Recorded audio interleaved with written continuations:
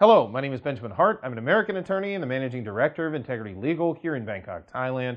As the title of this video suggests, we're discussing the pink ID card versus the Thai driving license. And why am I making this video? Well, ID, getting an ID card in Thailand can be a real, I find a lot of clients, a lot of folks that deal with us, they have a real concern. They want to get an ID card, a state-issued ID card in Thailand that they can use. And I think a lot of folks want it so they don't have to be carrying their passport or a copy of their passport everywhere or have it in their phone or whatever. They just got an ID. If they get, if they get in an issue where somebody needs to see their ID, they've got it. They just pull it right out.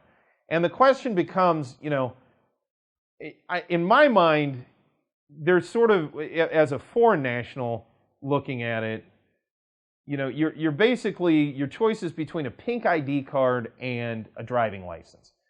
In my opinion, and I'll get to sort of my analysis on this in a minute, I think actually a driving license, all things considered, for the vast majority of folks here in Thailand, is probably better in the sense that it's probably going to be easier to get, more straightforward to obtain. It actually does confer the privilege of driving here in Thailand. You can legally drive in Thailand, as opposed to the pink ID, which is based on first getting a yellow house book and then going through the process of getting a pink ID.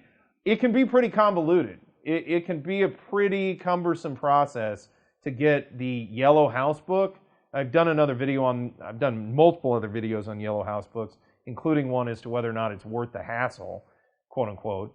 And in my mind, yeah, there's benefits to it. It's going to be specific to your situation, whether or not that yellow house book is worth it. But it does take a lot of doing, and it's not quite so Byzantine a process to just get a Thai driving license. Oftentimes, yeah, I'm not saying it's the easiest thing in the world. The DMV, no place, is great to deal with. But the Land Transport Office, especially in Bangkok, can be obtuse at an exponential level. I'll leave it at that. However, it can be done, and foreign nationals get driving licenses here in Thailand all the time. Some offices are easier to deal with than others, but once that ID is issued, it is an ID. It's a state-issued ID. And it provides just as much use, just simply as an ID, as a pink ID does in my mind. Now, I know that there are some that kind of operate under the notion that, yeah, but the pink ID, it's issued by the Emperor. It's sort of better in the sense that it's, I don't even know what the thinking is on that. In 91, they amended the act regarding Tebian Bond, the house books, and they basically said, yeah, foreigners can go on these house books. But it's only that. It's just an ID. It's just registration on an address, and then it's just got your documentation and information in it. It can provide some benefits down the road. I think for younger folks that are coming out here to Thailand for the first time, a pink ID long-term might, depending on your circumstances, provide some real benefits.